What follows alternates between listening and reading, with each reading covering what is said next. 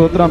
ఎప్పుడైతే నువ్వు ఇవన్నీ అర్హత కలిగి నువ్వు ఆయన యొక్క సన్నిధానానికి వచ్చి అయోగ్యత కాకుండా యోగ్యత కలిగి నువ్వు ఎప్పుడైతే ఆయన యొక్క ప్రభు బల్లలో పాలు పంపులు పొందుతావో, నేను చెప్పనండి, ప్రభు బల్ల తీసుకుంటున్నాం కానీ చూడండి, ఒకసారి ఏదైనా యాక్సిడెంట్ జరిగింది అనుకోండి, ఒక ఇన్సిడెంట్ జరిగింది అనుకో, మనం వెళ్ళినప్పుడు ఒక అతను కానీ ఒక ఆమె కానీ రక్తం అడుగులో పడిపోయి విల కొట్టుకుంటున్నప్పుడు మనకి ఏమనిపిస్తుంది అండి?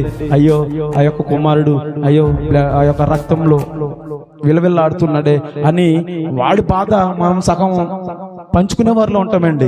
అంటే మనం కూడా ఆ యొక్క గాయాలు మనం పొందుకునే వారిలాగా అంత ఫీలింగ్ ఆ సమయంలో, ఎందుకంటే బాధ అనిపిస్తుంది.